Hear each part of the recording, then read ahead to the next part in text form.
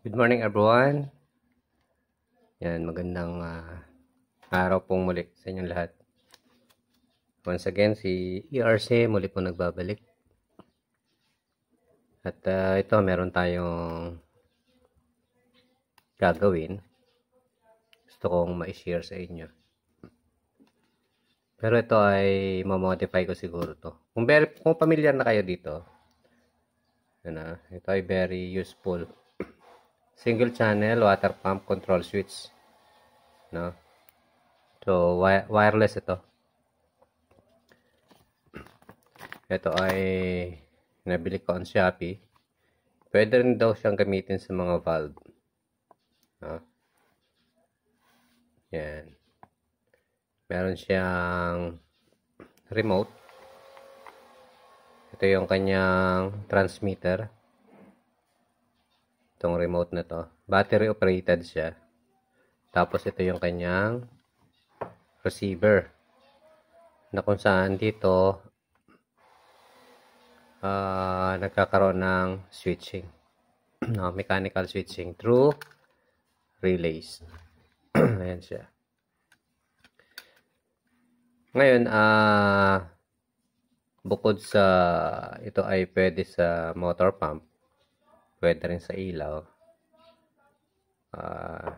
Siguro i-demo muna natin kung nagpa-function ba ito. I-connect ko lang.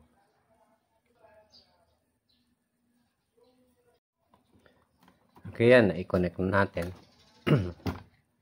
So ito yung kanyang wiring termination. Yung neutral to neutral, isang connection siya. Although naglagay siya ng terminals. Tapos tong live, yung dalawang live na to, ito yung nagsiswitch. Kapag pinindot mo yung remote niya, sila yung nagko-contact. So naglagay ako ng wires dito, ng cable, papunta dito sa socket natin, bulb socket. Meron rin siyang bulb. At yung kabilang side niya, ito, no, dito sa input. Actually, makikita nyo rito, input and output yan. Input, output. Yung output connected sa bulb, at yung input, papunta yan sa, ito yan. Pupunta yan sa cord, no? Tsaka dito sa ating AC plug. At ito yung ipa-plug in ko. Sige. So, i-test natin kung gagana ba yung kanyang wiring connection, ano? So, ayan. Naka-plug in na. So, naman natin yung connection niya. Ito yung magiging connection niya. Tapos yan, i-remote natin. Check natin kung gagana. Ayan, no? On. Umilaw yung valve. Off. On. Off. Naririnig niyo yung kuha ng relay. Pakinggan nyo, ha? Ayan. On. Tapos to off. So, ngayon, may masusukat yung voltahe rito. Masusukatin natin.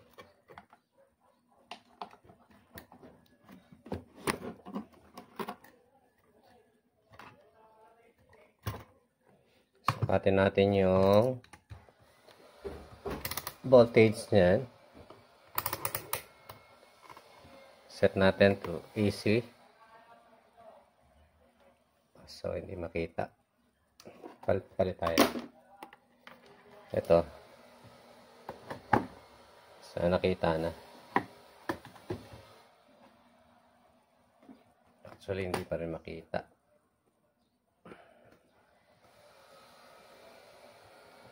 Ayan.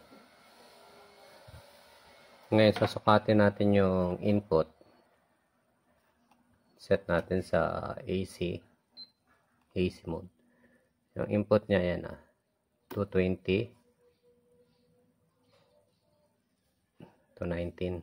Yung out 0. So, magkakaroon lang ng output yan kung gagamitan natin ng remote. Ito nga, oh. Dahil 0 yan. Ayan, oh. Meron na tayong 219 volts AC. I-off natin. Ayan. So, pwede siya magamit, no, as a remote control switch. Sa mga motor pump, no, ay pwede rin ito kasi yan talaga yung kuha niya. Single channel water pump control switch. Ngayon may gagawin ako dito bukod sa ganyang system. May naiisip ako, sana mag-work. Sana gumana yung ating gagawin. Meron akong power supply dito. Ito nang galing sa 12 volts adapter. Dito siya galing. Kinuha ko yung laman nito. Yan. Kinuha ko yung laman niya. Tapos nilagyan ko siya ng regulator. Ito. So, 78. And 7806. So, ang output ng regulator na to ay 6 volts. At yan ang isosupply ko rito. Tatanggalin ko yung remote niya. Remote. Yung battery ng remote. Para ito ang mag-trigger ng supply. No? Ngayon, so, sana mag-work yung gagawin ko na to. Okay, ito. Disassemble na natin yung laman nito. At sabi ko nga, i-modify natin yan. Yung battery niya, ito yun eh. Ito yung battery niya. 6 volts ito. Ngayon, ginawa natin siya ng power supply. Ito na. Ito yung power supply niya. Nilagyan natin ang regulator na 6 volts. Tapos ito na yung remote. Itong power supply na to, siya yung nag-supply dito. Then nilagyan natin siya ng toggle switch.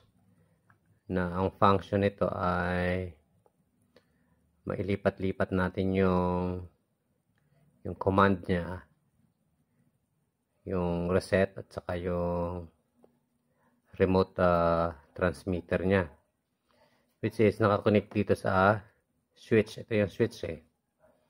Ito yung button na kung saan disable natin yan. Nilagyan natin ng wirings papunta dito sa kanyang toggle at saka sa kanyang push button.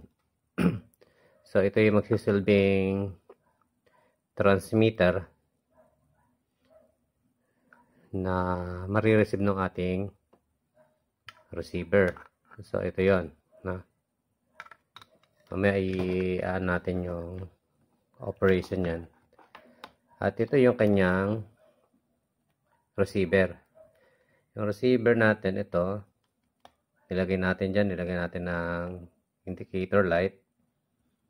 Yung red is power on. At yung blue, yan yung signal na monitor natin. Ang laman nito, ganun din. Gumamit tayo ng power supply. No, ito. Na 12 volts yung 12 volts adapter. Ayan, no? So, dalawa yung ating dinassemble. Nilagyan ko rin siya ng regulator. Ito naman ay 7809 naman. Yung isa ay 7806. Ito naman ay 7809. Which is binababa natin yung voltage from 12 to 9 volts. At yun ang magsusupply dito sa ating pulse generator, no? Ayan. Tapos yung out ng pulse generator, nilagyan natin siya ng buzzer, ito, at ng indicator light, na kung saan ito ay mag-a-alarm if naka-receive ito ng command galing dito sa ating transmitter. Okay? Ngayon, i-demo natin kung saan natin pwedeng gamitin ito, kung bakit ginawa natin ng ganitong circuit. Sige, i-test natin. Ito yung magsisilbing transmitter at ito naman yung ating receiver. So, wireless yan. Malayo ang range nito. Almost 15 meters kaya niya. No? Ngayon, ipa-plug in ko lang tong ating receiver. No?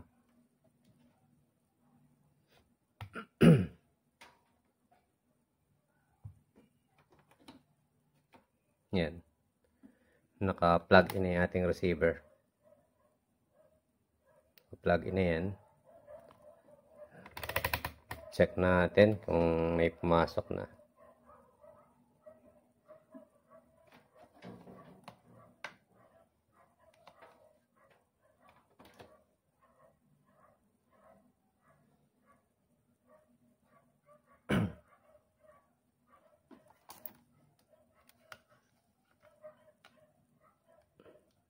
Yan, meron na siyang 220. So, naka-plug na yan. Ngayon, dapat may ilaw yan. So, ibig sabihin, yung termination ko dapat mauna yung ilaw, no? But anyway, babaguhin na lang natin yan. So, ibig sabihin may standby power na tayo dyan. Ngayon, itong ating transmitter, ito ay ginawa natin para sa brownout monitoring. No, brownout alarm. Ibig sabihin na hindi siya, paano ba natin? Ito ay alarm kung magre-resume na yung power. I mean, na. So, sa brownout system siya. Ngayon,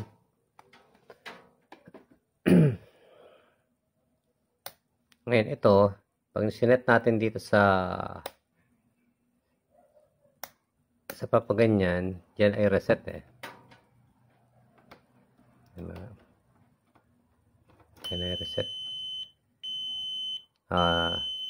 Alarm pala yun. Meron na siyang signal. No? Ibig sabihin, yung pala ay nagbigay na ng signal na meron ng power. So, ngayon,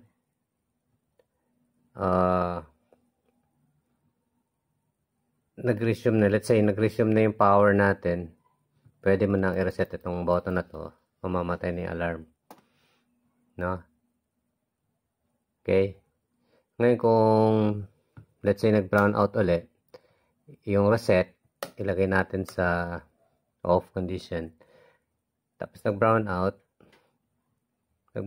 niyan, para ma-sense niya na may power na, ilalagay natin to sa auto detect ng commercial power. Let's say nag-brown out, no? So, para malaman mo na nag-resume na yung power, especially kung gumagamit ka ng mga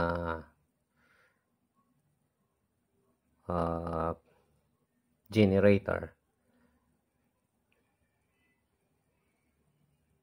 ito ay wireless na pwede nating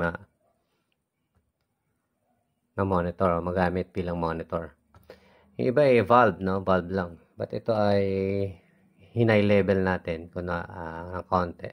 Gumamit tayo ng transmitter. No, para ito ay, halimbawa, ito dun sa iyong monitoring system. No? Tapos ito yun dito sa may power supply section mo. Ngayon, kapag nagkakuryente, let's say, nagkakuryente, pa-plug in ka, nagkakuryente, ayan, no? So, ibig sabihin, may power na to, no? Nagkaroon na siya ng signal.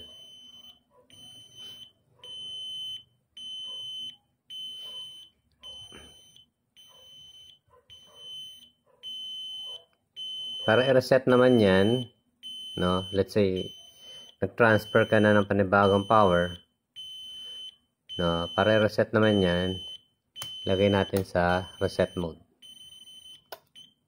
Ayan. So, naka-reset mode na siya.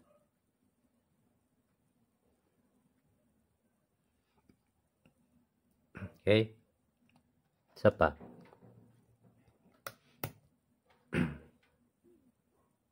Nag-resume yung power. Ayun. Yan siya.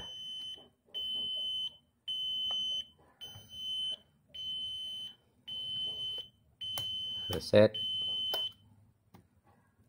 Yan. So, ito yung purpose kung bakit natin ginawa. No? From remote with battery, ginawa natin na ang magkukommand yung power resume. Sa halip na ang magkukommand yung ating pag-press, no? Ito, manual, press on and off. Ngayon, hindi mo na siya gagamitin. Ang magkukommand lamang dito sa ginawa natin ay yung commercial power resume. Kapag nagkakuryente na, magsisignal itong ating receiver. Okay, ito yung ating receiver and transmitter. Okay, thank you once again. This is your ERC Tech Kata. Sana nagkaroon kayo ng idea. Bye for now.